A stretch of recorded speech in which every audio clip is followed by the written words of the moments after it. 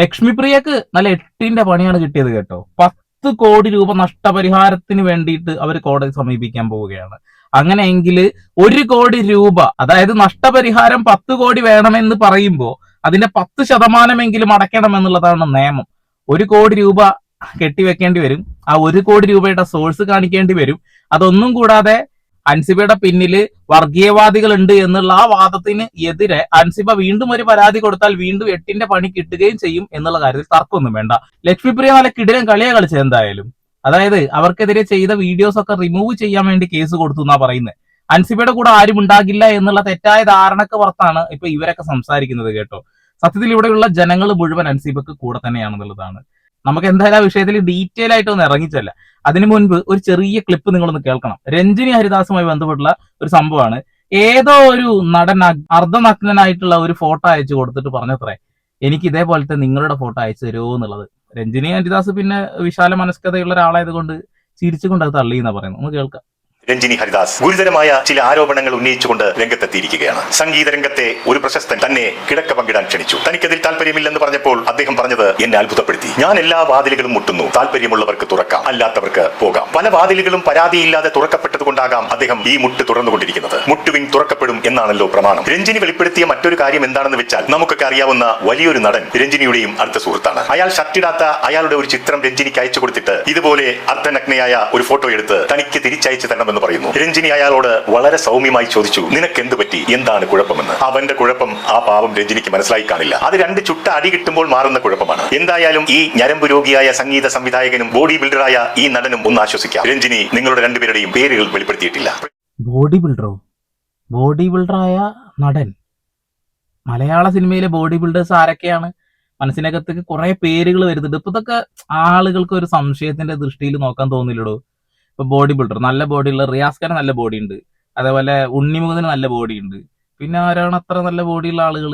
അപ്പൊ അവരിലേക്കൊക്കെ നമുക്കൊരു ഡൗട്ട് തോന്നില്ലേ? ഇതൊക്കെയാണ് ഊളത്തരം എന്ന് പറയണെങ്കിൽ. കാര്യം പറയുകയാണെങ്കിൽ കറക്റ്റ് ആയിട്ട് പറയണം അല്ലെ. എന്തായാലും ചിരിച്ചു തള്ളി കൊള്ളാം.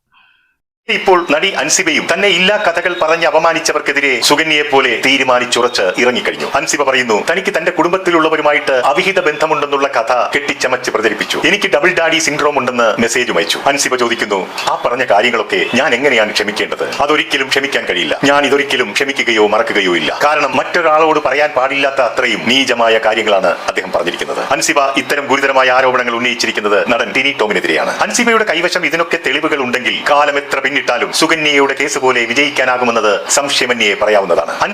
സുകന്യയുടെ കേസ് എന്തെന്നറിയില്ലേ? സുകന്യയുടെ കേസ് എന്താ വെച്ചിട്ടുണ്ടെങ്കിൽ, വീരപ്പൻ പണ്ട് സൂര്യ ടിവിയിൽ എങ്ങാനും ഒരു ഇന്റർവ്യൂവിനിടയിൽ സുകന്യ ഏതോ ഒരു വ്യക്തിയുമായിട്ട് അവിഹിതമാണ് എന്നും ഒരുപാട് വൃത്തികേടുകൾ പറഞ്ഞു. അന്ന് സുകന്യ കേസ് കൊടുത്തിട്ടുണ്ടായിരുന്നു കേട്ടോ, മാനനഷ്ടത്തിന് കേസ് കൊടുത്തിട്ടുണ്ടായിരുന്നു. 10 ലക്ഷം രൂപയാണ് മാനനഷ്ടം കിട്ടിയിട്ടുള്ളത്. കഴിഞ്ഞ ആഴ്ച എങ്ങാനാണ് വിധി വന്നത്. നോക്കണം, വീരപ്പൻ മരിച്ച എത്ര കാലമായി എന്നുള്ളത്. എത്രയോ കാലമായിട്ടുള്ള നിയമ പോരാട്ടത്തിനൊടുവിലാണ് അവർക്ക് നീതി കിട്ടുന്നത് എന്നുള്ളതാണ്. ഇവിടെ അൻസിബയുടെ കാര്യത്തിൽ അൻസിബയുടെ കയ്യിൽ കൃത്യമായ തെളിവുണ്ട്. പിന്നെ അൻസിബയുടെ പിന്നില് അവരാണ് ഇവരാണെന്നൊക്കെ പറയുന്നുണ്ടല്ലോ. അൻസിബയുടെ പിന്നിൽ ശരിക്കും ഇവിടുത്തെ മലയാളികളാണ്, കേരളത്തിലെ ജനങ്ങൾ മൊത്തം ഉണ്ട് എന്നുള്ളതാണ്. ലക്ഷ്മിപ്രിയയുടെ സ്വഭാവം വ്യക്തമായിട്ട് ഇവിടെയുള്ള ജനങ്ങൾക്ക് അറിയാം. ഇപ്പൊ ആരാണ് ലക്ഷ്മിപ്രിയയുടെ വക്കീലെന്ന് അറിയില്ലേ? കൃഷ്ണരാജാണ്, അഡ്വക്കേറ്റ് കൃഷ്ണരാജ്, അറിയില്ലേ? സംഘികളുടെ മെയിൻ ആളാണ്. അപ്പൊ പിന്നെ നോക്കണ്ട, വേറെ കാര്യങ്ങളൊന്നും നോക്കേണ്ട ആവശ്യമില്ല. അൻസിബയുടെ കൈവശം ടിനി ടോം അയച്ച മെസ്സേജുകൾ തെളിവായി ഉണ്ടെന്നത് മാത്രമല്ല, ടിനി ടോം അൻസിബയ്ക്കെതിരെ നടത്തിയ അപകീർത്തികരമായ പരാമർശത്തിന് ഒരു സാക്ഷി കൂടി ഉണ്ടെന്നതാണ് ഈ കേസിന് ബലമേറുന്നത്. ഒരു കൂട്ടം നടിമാർ നിന്ന സ്ഥലത്തിരുന്നു കൊണ്ടാണ് ടിനി ടോം അൻസിബയ്ക്കെതിരെ ഗുരുതരമായ അശ്ലീല പരാമർശം ഉന്നയിച്ചതെന്ന് പറയപ്പെടുന്നു. പല നടിമാരും ഇത് കേട്ടില്ല എന്ന് പറഞ്ഞ് ടിനിയെ രക്ഷിക്കാൻ ശ്രമിച്ചപ്പോൾ നടി നീനക്കുറുപ്പ് താനത് കേട്ടു എന്നുള്ള സത്യം അൻസിബയെ അറിയിച്ചുകൊണ്ട് മുന്നോട്ട് വന്നു. മാത്രമല്ല, അവർ അത് പൊതുമധ്യത്തിൽ വന്ന് തുറന്നു പറയുകയും ചെയ്തു. സമ്മർദ്ദങ്ങൾ ഏറെ ഉണ്ടായിട്ടും അവർക്ക് പല വെല്ലുവിളികളും നേരിടേണ്ടി വന്നിട്ടും അണുവിട വ്യതിചലിക്കാതെ അവർ സത്യത്തിന്റെ ഭാഗത്ത് നിലകൊള്ളുകയാണ്. അൻസിബയ്ക്ക് ഭയം ഉളവാക്കുന്ന ഒരു ആശങ്ക എന്താണെന്ന് വെച്ചാൽ, ടിനി ടോമിന് ഉന്നതരായ രാഷ്ട്രീയക്കാരുമായി ബന്ധമുണ്ടെന്നുള്ളതാണ്. അവർ ഇക്കാര്യത്തിൽ ടിനിയെ സഹായിക്കുമോ എന്നുള്ള ആശങ്കയും അൻസിബ ചാനലുകളിലൂടെ പങ്കുവച്ചിരുന്നു. അൻസിബ ഒരു കാര്യം മനസ്സിലാക്കണം, അവരുമായി അടുപ്പമുണ്ടായിരുന്നു എന്നതുകൊണ്ടോ അവരുടെ അടുത്ത് നിന്ന് ഫോട്ടോ എടുത്തതുകൊണ്ടോ അവരാരും ഇത്തരം പ്രവൃത്തികൾക്ക് കൂട്ടുനിൽക്കില്ല, അയാളെ സഹായിക്കില്ല. അതൊക്കെ നമുക്കൊരു ഡൗട്ടുള്ള കാര്യം തന്നെയാണ്. കാരണം എന്താ വെച്ചിട്ടുണ്ടെങ്കിൽ, വീഡിയോസ് ടേക്ക് ഡൗൺ ചെയ്യിക്കുന്നു, അയാൾക്ക് സൈബർ സെല്ലിൽ പിടിയുണ്ടെന്ന് പറയുന്നു, അത് വെച്ചുള്ള കളികൾ കളിക്കുന്നു.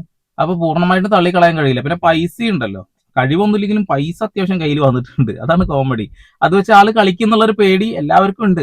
ഒരുപാട് ആളുകളുടെ ചാനൽസിൽ നിന്ന് വീഡിയോസ് റിമൂവ് ആയിക്കൊണ്ടിരിക്കുകയാണ്, ഫേസ്ബുക്കിൽ നിന്ന് റിമൂവ് ആയിക്കൊണ്ടിരിക്കുകയാണ്. അതിന്റെ ഉള്ള കളികളൊക്കെ ആള് കളിച്ചുകൊണ്ടിരിക്കുന്നുണ്ടല്ലോ. പഴയ വീഡിയോസ് ഒക്കെ ഇല്ലേ, ഇയാൾ കുറെ ആൾക്കാരെ തെറി വിളിക്കുന്ന മറ്റുള്ള കാര്യങ്ങളൊക്കെ ആയിട്ടുള്ള വെല്ലുവിളിക്കുന്നതായിട്ടുള്ള സാധനങ്ങളൊക്കെ പുറത്ത് വന്നിട്ടുണ്ടല്ലോ.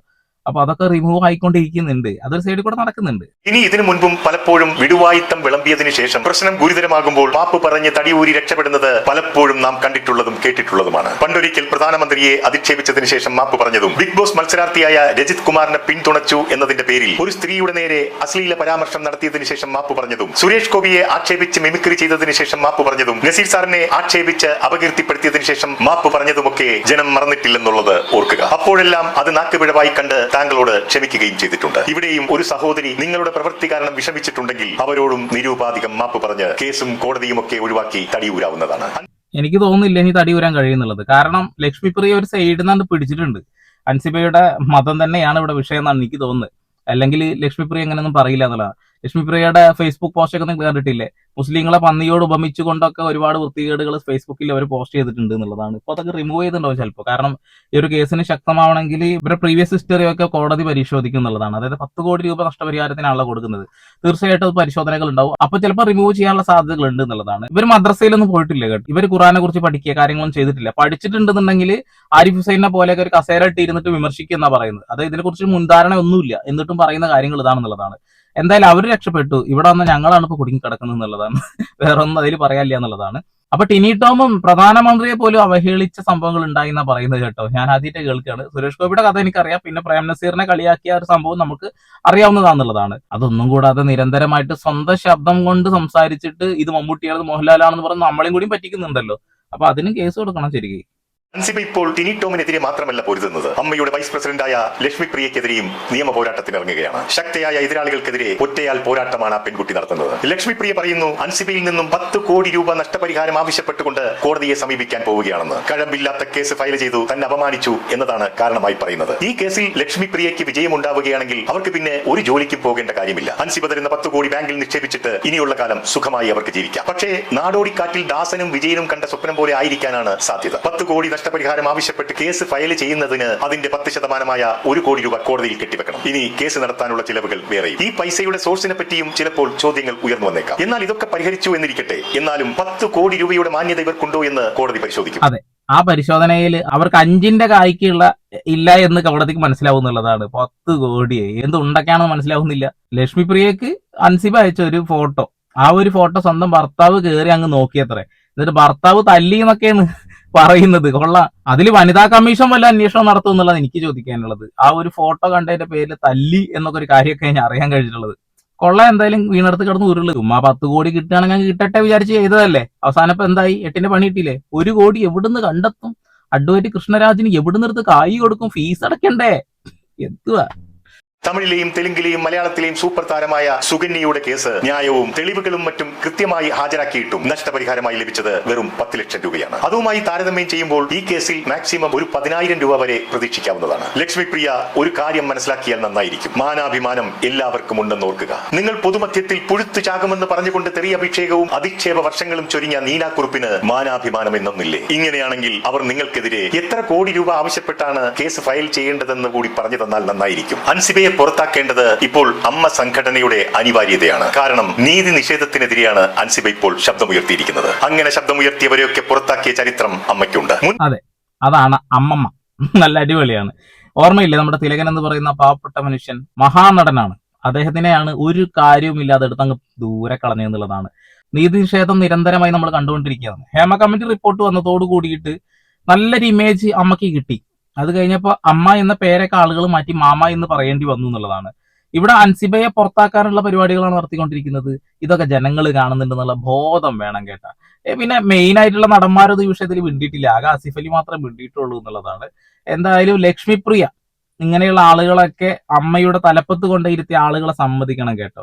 ഒരു രാഷ്ട്രീയത്തിൽ ഇല്ലാത്ത ആളുകളെ വേണം ഇത്തരം സംഘടനകളുടെ ഒക്കെ തലപ്പത്ത് കൊണ്ടിരുത്താൻ. കാരണം നിഷ്പക്ഷമായി പ്രവർത്തിക്കേണ്ടതാണ്. ഇവരുടെ മനസ്സിനകത്തൊക്കെ എന്താണ് കിടക്കുന്നത് നമുക്ക് അറിയുന്നല്ലേ. മുൻപൊന്നും ഇല്ലാത്ത വിധം ഇപ്പോൾ അടിച്ചമർത്തലുകൾ കാക്കം കൂട്ടാൻ എതിരാളികളെ തീവ്രവാദികളായി ചിത്രീകരിക്കുന്നുമുണ്ട്. നിങ്ങൾ സ്ത്രീകൾ തമ്മിലുള്ള ഈഗോയും അസൂയയും കൊണ്ടുണ്ടാക്കുന്ന വഴക്കിലും കേസിലും വർഗീയത വിളമ്പി രക്ഷപ്പെടാൻ ശ്രമിക്കുന്നത് ലജ്ജാകരമാണ്. അമ്മ സംഘടനയിലും ചില വിശകലമാർ തലപൊക്കുന്നത് നമുക്ക് കാണാവുന്നത്. അതെ, എന്താണ് ലക്ഷ്മിപ്രിയ എന്ന് ഞങ്ങൾക്ക് വ്യക്തമായിട്ട് അറിയാം. BJPയുടെ മെയിൻ ആളാണ്. ആ മെയിൻ ആളുകൾ പിന്നെ ഇതല്ല അതിന്റെ അപ്പുറം കാണിക്കുക. കാരണം അവരങ്ങനെയുള്ള ആളുകളാണെന്ന് വ്യക്തമായിട്ട് അഖിൽമാരാറിനെ പോലെയുള്ള ആളുകൾ തന്നെ പറഞ്ഞു കഴിഞ്ഞൊരു വിഷയം എന്നുള്ളതാണ്. എന്തൊക്കെയായാലും അൻസിബയുടെ കൂടെ തന്നെയാണ് ഇവിടെയുള്ള മുഴുവൻ ജനങ്ങൾ നിൽക്കുന്നത്. മനുഷ്യാവകാശ പ്രവർത്തകർ പോലും അവരെ സപ്പോർട്ട് ചെയ്ത് രംഗത്ത് വന്നു കഴിഞ്ഞു. ഞാനൊരു വീഡിയോ കൃത്യമായിട്ട് പോയിന്റ് കാര്യങ്ങളൊക്കെ വെച്ചിട്ട് അല്ലെങ്കിൽ നിയമത്തിലെ സെക്ഷൻസ് പ്രകാരം ചെയ്തിട്ടുണ്ടായിരുന്നു. നിങ്ങളത് കണ്ടിട്ടുണ്ടെന്ന് എനിക്കറിയില്ല. കൃത്യമായി പറയുന്നുണ്ട്, അൻസിബക്ക് ഇവിടെ നീതി കിട്ടുക തന്നെ ചെയ്യും, ടിനി ടോം അകത്ത് പോകുക തന്നെ ചെയ്യും. ഇപ്പൊ ലക്ഷ്മിപ്രിയ എന്ന് പറയുന്ന ആ ഒരു സ്ത്രീ, ഇവരുടെ പിന്നാലെ തീവ്രവാദ സംഘടനകൾ ആരെങ്കിലും ഉണ്ടോ എന്നൊക്കെ പറഞ്ഞ വാക്കുകൾക്ക് 8ന്റെ പണി കിട്ടുമെന്ന കാര്യത്തിൽ തർക്കവും വേണ്ട. മുസ്ലിം ആയതുകൊണ്ട് മാത്രം ഇങ്ങനെ അടിച്ചമർത്തപ്പെടുന്നത് നമ്മുടെ സമൂഹത്തിൽ നിരന്തരം നമ്മൾ കണ്ടുകൊണ്ടിരിക്കുകയാണ്. തീർച്ചയായിട്ടും ന്യൂനപക്ഷങ്ങളെ ചേർത്ത് വെക്കുക തന്നെ ചെയ്യും. അടിച്ചമർത്തപ്പെടുന്ന ആളുകളുടെ കൂടെ തന്നെ നമ്മൾ നിൽക്കും. ഇതൊന്നും സംശയമില്ലാത്ത കാര്യങ്ങളാണെന്നുള്ളതാണ്. അൻസിബയുടെ കൂടെ തന്നെയാണ് ഇവിടെയുള്ള മുഴുവൻ ജനങ്ങളും. നിങ്ങൾ അൻസിബയെ സപ്പോർട്ട് ചെയ്യുന്നുണ്ടോ? കമന്റ് ചെയ്യണം കേട്ടോ. വീണ്ടും വരെ പുതിയ വാർത്താവിശേഷങ്ങളുമായി സന്ദീപ് എടപ്പാൾ സൈനിങ് ഓഫ്.